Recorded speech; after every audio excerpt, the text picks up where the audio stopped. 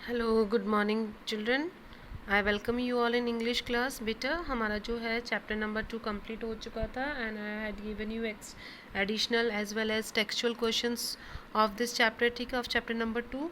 आई hope आपने सब लोगों ने कर लिए होंगे, बट स्टिल अगर आपने नहीं करे हैं तो बेटा जब तक ये थर्ड चैप्टर हमारा कंप्लीट होता है आप कर सकते हो, ठीक है, आपके पास ये टाइमिंग है करने के लिए। Today we will start a new chapter that is chapter number 3 third thought. अब बेटा देखो, सबसे पहले हमें जो टाइटल होता है ना, टाइटल का मतलब समझना होता है कि इसमें ये टाइटल का मतलब क्या है। अब जैसे बहुत ही सिंपल सा टाइटल है थर्ड थॉट। थर्ड का मतलब क्या होता है? तीसरा। थॉट का मतलब होता है विचार। इसका मतलब है हिंदी में जिसे बोलते हैं पुनर्विचार। पुनर्विचार का मतलब होता है, जैसे हम बोलते हैं ना, एक बार इंग्लिश में एक कहावत है सेकंड थॉट। सेकंड थॉट का मतलब होता है जब हमने कोई काम सोच लिया। पुनर्विचार का मतलब होता है जब हमने कोई काम करने का सोच लिया, ठीक है, डिसाइड कर लिया ये काम करेंगे, लेकिन उस डिसीजन को भी हम वापस जब सोच कर बदल देते हैं तो वो होता है हमारा थर्ड थॉट, पुनर्विचार। मतलब सोचे हुए को वापस से बदल देना, ठीक है, उसे बोलते हैं सेकंड थॉट, थर्ड थॉट, ठीक है। तो पुनर्विचार, यहाँ थर्ड थॉट का मतलब है पुनर्विचार।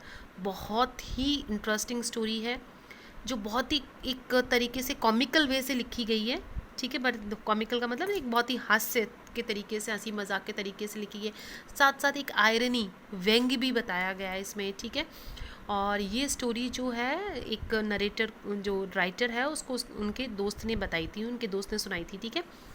और इस स्टोरी में बहुत सी चीज़ें हमें सीखने को मिलती है। एक तो सबसे पहली चीज़ इसमें बताई गई है कि जो बिज़नेस होता है, बिज़नेस के बारे में बताया गया है कि बिज़नेस के अंदर कभी भी फीलिंग्स इन्वॉल्व नहीं होती है।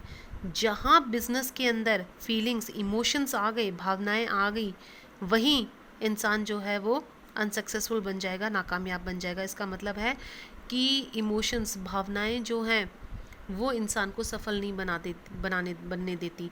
मतलब कि बिज़नेस के अंदर कभी भी फीलिंग्स को शामिल नहीं करना चाहिए। जहाँ बिज़नेस में हमने अपनी फीलिंग शामिल कर दी तो वही बिज़नेस हमारा ख़त्म हो जाएगा, हम कभी सक्सेसफुल बिजनेसमैन नहीं बन पाएंगे। सेकंड चीज़ इसमें ये बताई गई है कि इंसान, पैसा जो है ना वो इंसान की कमज़ोरी होती है।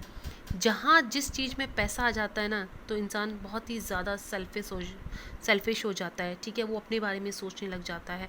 तो इसमें थर्ड थॉट का मतलब ही यही है, पुनर्विचार, कि जिस चीज़ में पैसा आ जाए, पैसा शामिल हो जाए, तो इंसान अपने डिसीजन को भी बदल देता है। क्योंकि इंसान सेल्फिश है, मटीरियलिस्टिक है, स्वार्थी है, भौतिकवादी है, ठीक है। अगर हमारे पैसा वो सबसे बड़ी अहमियत देता है, पैसा इंसान की कमज़ोरी है, तो जिस चीज़ में पैसा इन्वॉल्व हो जाता है ना तो इंसान अपने डिसीजन को बदल देता है। उसके चाहे अच्छे से अच्छा बिहेवियर हो ना उसका, वो भी बदल जाता है पैसे की वजह से। तो पैसा जो है इंसान को बदलने पर मजबूर कर देता है। तो इस स्टोरी में कुछ ऐसा ही है।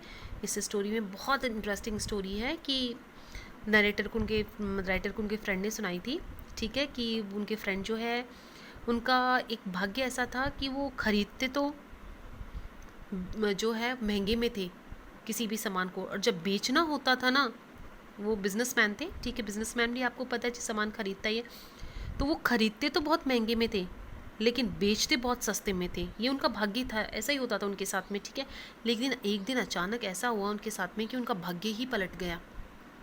उन्होंने खरीदी सस्ते में, एक पेंटिंग खरीदी उन्होंने, टर्नर नाम की, जो कि एक लंदन के पेंटर है, ठीक है। टर्नर की पेंटिंग खरीदी, खरीदी तो उन्होंने सस्ते में, बट उन्होंने बेची उसको महंगे में। तो उनके साथ तो बहुत ही वो लग गया, कभी ऐसा हुआ ही नहीं, कभी उनके डेस्टिनी ने, भाग्य ने कभी साथ ही नहीं दिया। अब लेकिन महंगे में बेची, उनको बहुत ज़्यादा प्रॉफिट हुआ। अब पहले तो उन्होंने सोचा कि उस प्रॉफिट को वो जिस आदमी से उन्होंने पेंटिंग खरीदी है ना उसके साथ में शेयर करेंगे, क्यों, उसकी वजह से तो उन्होंने पेंटिंग खरीदी, भाई उनको इतना बड़ा फ़ायदा हुआ है। लेकिन धीरे धीरे उनके, जब उन्हें वापस सोचते हैं कि नहीं मैं उसको क्यों दूँ, उसके मन में विचार, जहाँ पैसा इन्वॉल्व हो जाता है, धीरे धीरे पहले सोचते हैं आधा दे दूंगा मैं उनको, फिर सोचता है कि मैं 10% दे दूंगा, फिर 5% दे दूंगा, लेकिन आखिर में ये आता है कि वो उसको कुछ भी नहीं देते डीलर को जिससे वो पेंटिंग खरीदे। क्यों? क्योंकि पैसा शामिल था इस चीज़ के अंदर। तो पैसा इंसान की कमज़ोरी होती है, वो क्या करता है, अपने डिसीजंस को भी पैसे के लिए बदल देता है। पूरी स्टोरी उसी पर बेस्ड है, ठीक है। एक बार मैं आपको इसका अबाउट द स्टोरी बता देती हूँ, बहुत ही अच्छी स्टोरी है ये। देखो ये जो स्टोरी है ये जो है ईवी इन्होंने लिखी है, ईवी लुकस ने लिखी है। The essay third thought has been taken from a collection called the Phantom Journal and other essays and diversions brought out in the year 1919। ये जो ऐसे है थर्ड थॉट, ये एक बुक है the Phantom Journal and other essays and diversion, उसी में से लिया गया है 1919 के अंदर।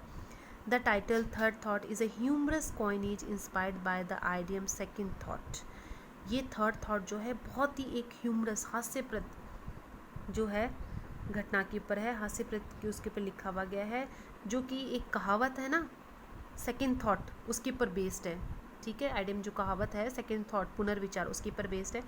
विच मीन्स एन ओपिनियन और री सॉल्यूशन रीच्ड आफ्टर रिकन्सिडरेशन, जिसका मतलब है कोई भी राय या कोई भी निश्चय करना उसके बाद में वापस से पुनर्विचार करना, उसके बाद में मतलब कि किसी भी राय के बारे में दोबारा से सोचना। The narrative is a satire on human weakness for money and exposes how and where money is involved in man's noble sentiments and morally admirable ideas soon fade away।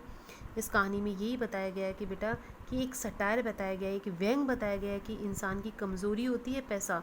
जहाँ पैसा इन्वॉल्व हो जाता है, शामिल हो जाता है, वहाँ इंसान के चाहे कितने ही अच्छे सेंटिमेंट्स क्यों ना हो, कितने ही उसमें नैतिकता क्यों ना हो, ठीक है, कितने ही आदर्श क्यों ना हो, सब पैसे के साथ फीके पड़ जाते हैं। जहाँ पैसा आ जाता है वो इन सब चीज़ों को बदल देता है। Man is basically selfish and materialistic. आदमी जो है वो स्वार्थी होता है, भौतिकवादी होता है। And for the sake of money he can consider, और पैसे की खातिर वो सोच सकता है, रिकन्सिडर वापस से सोच सकता है, and even change is noble and ideal thoughts, और अपने आदर्श विचारों को भी बदल सकता है in his everyday social behaviour, अपने रोज़मर्रा के सामाजिक व्यवहार में। द ऐसे also gives us a deep insight into the business psychology and philosophy of the world of trade and commerce. यहाँ पर इस ऐसे में हमें ये भी बताया गया है, बिज़नेस साइकोलॉजी के बारे में भी बताया गया है, बिज़नेस की फ़िलासफ़ी के बारे में बताया गया है, वाणिज्य व्यापार के बारे में बताया गया है। Impulse is negation of magnetism. इसका मतलब है, इम्पल्स का मतलब होता है इमोशंस, भावनाएं जो होती हैं वो मैग्नेटिज्म सफलता की का नेगनेशन कर देती है, अंत कर देती है, विनाश कर देती है। इसका मतलब बिजनेस में कभी भी फीलिंग्स को, इमोशंस को शामिल नहीं करना चाहिए। And buying and selling are a perfectly straight forward matter between dealer and customer.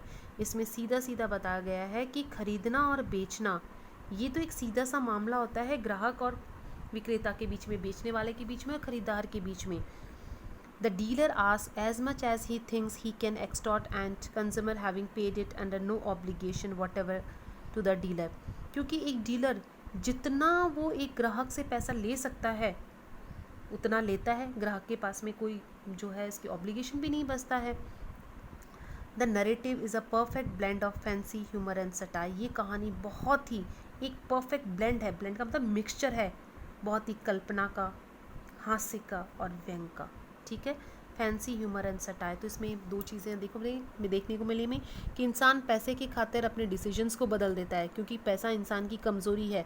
पैसा जहाँ शामिल हो जाता है इंसान के अच्छे से अच्छे बिहेवियर क्यों ना हो वो भी बदल जाता है, क्योंकि इंसान जो होता है बेसिकली सेल्फिश होता है, मटेरियलिस्टिक होता है। ठीक है, दूसरी चीज़ इसमें बिजनेस के बारे में बताई गई है कि एक जो सक्सेसफुल बिजनेसमैन होते हैं वो कभी भी बिज़नेस के अंदर इमोशंस को शामिल नहीं करते हैं, क्योंकि जहाँ इमोशंस आ जाते हैं वही बिज़नेस का अंत आ जाता है। ठीक है, और ये तो एक सीधा सा मामला होता है, जितना डीलर ले सकता है वो उससे खींचता है पैसा, और उसके पास में कोई दूसरा वही बचता ही नहीं है। ठीक है, वो भी उसको पैसा देना पड़ता है कस्टमर को। तो ये तो सीधा सा एक कस्टमर और डीलर के बीच में सीधा सा एक रिश्ता होता है।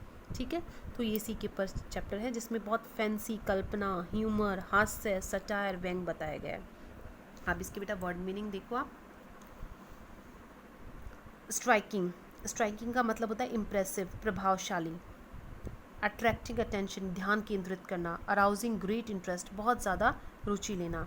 डेस्टाइन का मतलब होता है भाग्यशाली। ठीक है, एनिवेबल का मतलब होता है कि एक ईर्ष्या, जलन। ठीक है, ड्रिफ्टिंग, साधारण तरीके से चलना। क्यूरियोसिटी शॉप्स, जहाँ की बहुत ज़्यादा मुश्किल से मिलने वाले इंटरेस्टिकल सामान मिलता हो। ठीक है, कैथेड्रल चर्च का नाम है। ठीक है, चर्च को बोलते हैं। केम अपॉन, अचानक से, मिल जाना कोई चीज़। स्कॉर्नफुली, नफरत। बहुत सारे वर्ड मीनिंग है। पोर्टफोलियो, पोर्टफोलियो जो है एक फाइल को बोलते हैं जहाँ ड्राइंग्स वगैरह रखी जाती है। टर्नर, टर्नर जो है वो एक पेंटर का नाम है, ठीक है। पॉन्डर्ड का मतलब सोचना, विचार करना। इनक्रेडिबल का मतलब अविश्वसनीय, जिस पर विश्वास नहीं करा जा सके। कलेक्टर्स जो कि मतलब कि बहुत अजीब सी चीज़ें या मुश्किल से मिलने वाली चीज़ों को कलेक्ट करते हैं। एस्टोनिशिंग, आश्चर्यजनक। इलेटेड, बहुत ज़्यादा खुश होना। पोटेंशियल मतलब संभावना। प्रोसीड्स, प्रोसीड्स का यहाँ पर मतलब है प्रॉफिट, लाभ जिसे बोलते हैं। मिटिगेशन का मतलब तनाव कम होना। शेफरिंग, मोल भाव करना। क्यूरोसिटी, यहाँ उदारता है। इनपेटिट्यूड, इलॉजिकल और एक्ट और बिहेवियर, व्यवहार जिसे बोलते हैं। एम्बिटर्ड, परेशान या कड़वाहट की फीलिंग्स आना। फाइनेंशियल कूप मतलब कि बहुत जो है भाग्य से लड़कर और मुनाफा होना। Fly in the face of, अपमान करना। मैग्नेट, कामयाब व्यापारी, ठीक है। इम्पल्सिव, इमोशनल, भावनात्मक। फाइन आर्ट स्पेकुलेटर, जो कि जिसे बहुत ज़्यादा नॉलेज होती है, ठीक है, इसकी कला के अंदर। डॉक्योर, डॉक्योर जो होता है तोहफे को बोलते हैं, ठीक है। A gift of quail and मना फ्रॉम अ क्लियर स्क्वायर, ठीक है, मतलब कि अचानक से कोई हमें जो है तोहफा मिल जाना, अचानक से हमारा भाग्य पलट जाना, अचानक से हमें जिसकी हमें उम्मीद नहीं होती है ऐसी कोई चीज़ मिल जाना। एक्सकॉट, खींचना, ठीक है, चालाकी से खींचना। स्टार्ट कर देते हैं, ठीक है। वैसे मैंने इंट्रोडक्शन वगैरह सब बता दिए हैं आपको।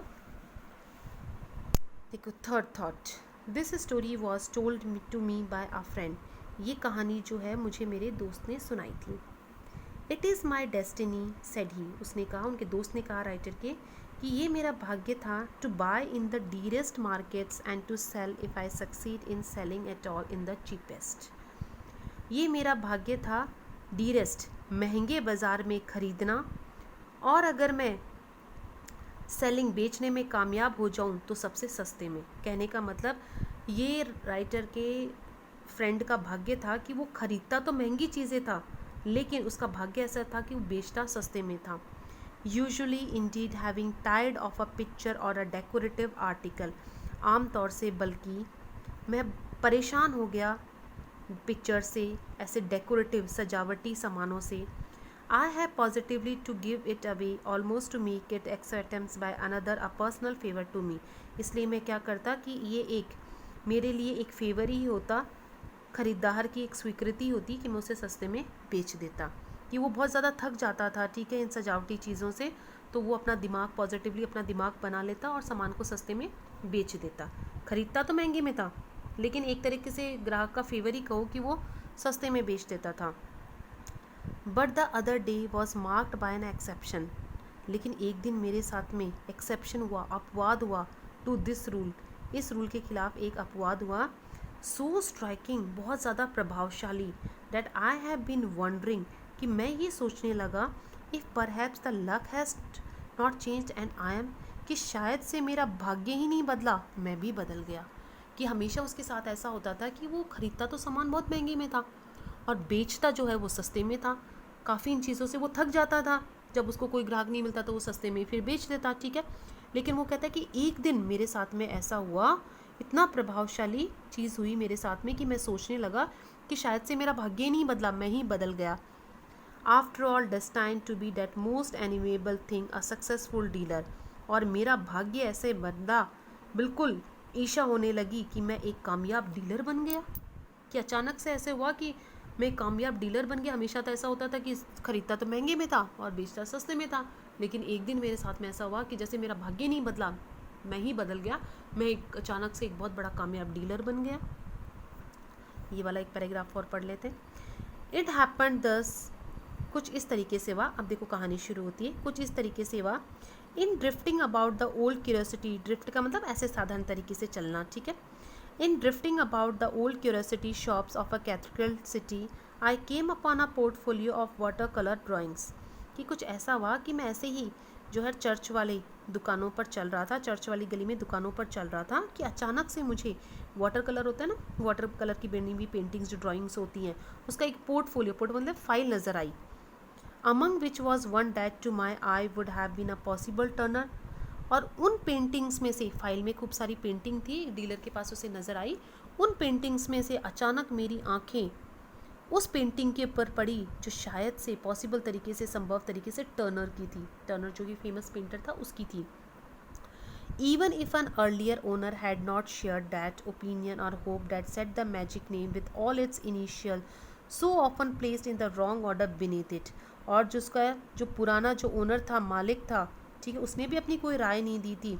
और ये जो जादुई नाम मतलब टर्नर, ये जादुई नाम के बाद, ये जादुई नाम जो है, इनिशियल्स मतलब कि बहुत ही अस्त व्यस्त तरीके से सारी उसमें थी, उसमें नीचे छुपी हुई थी ये टर्नर की पेंटिंग। तो वो कहता है कि अपनी कहानी सुना रहा है कि एक दिन मेरे साथ ऐसा हुआ कि मैं अचानक यूं ही घूम रहा था, ठीक है, तो मुझे एक डीलर के पास में एक फ़ाइल नज़र आई। उस फाइल में जो है वाटर कलर पेंटिंग्स थी, उसमें टर्नर की पेंटिंग थी। अब वो टर्नर की पेंटिंग जो है, वो कहता है कि मेरी आंखों ने उसको देखा, ठीक है, लेकिन उसके मालिक को भी नहीं पता था ये टर्नर की है, ठीक है। और ये टर्नर की पेंटिंग जो है उन फाइल्स में बड़े डिसऑर्डर तरीके से, मतलब अस्त व्यस्त तरीके से रखी हुई थी उसके नीचे। How much is this, I asked कॉन्फुली। मैंने नफरत से पूछा ऐसे ही, इस पेंटिंग का कितना है। Well said the dealer, if it were a genuine का मतलब असली Turner, it would be worth anything. तो डीलर ने कहा, उसने, कि अगर ये असली टर्नर की होती तो इसकी कीमत कितनी भी हो सकती थी। बट लेट्स से 10 शिलिंग्स, लेकिन इसकी कीमत कितनी है, 10 शिलिंग्स। ये करेंसी है बेटा, शिलिंग्स, ठीक है, लेकिन ये जैसे पॉन्ड्स है, पॉन्ड्स के बाद में ये कम जो होता है वो शिलिंग होता है। तो बोले कि वैसे तो इसकी कीमत कितनी भी हो सकती थी अगर ये रियल टर्नर का होता, लेकिन अभी इसकी कीमत जो है 10 शिलिंग है।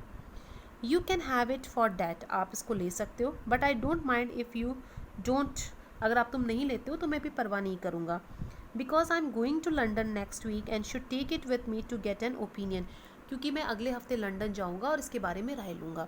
अब वो डीलर कहता है कि अगर ये इसकी असली टर्नर की होती तो इसकी कीमत बहुत ज़्यादा होती, ठीक, कितनी भी हो सकती थी, लेकिन अभी इसकी 10 शिलिंग ही है। आप लेना चाहो तो वो फोर्स नहीं करता है, मतलब कि इसको, उनके फ्रेंड को, आप लेना चाहो तो ले सकते हो, नहीं लेना चाहो तो मुझे कोई फ़र्क नहीं पड़ेगा, क्योंकि मैं लंदन जाऊंगा अगले हफ्ते और लोगों से इसके बारे में राय पूछूंगा कि ये असली टर्नर की है।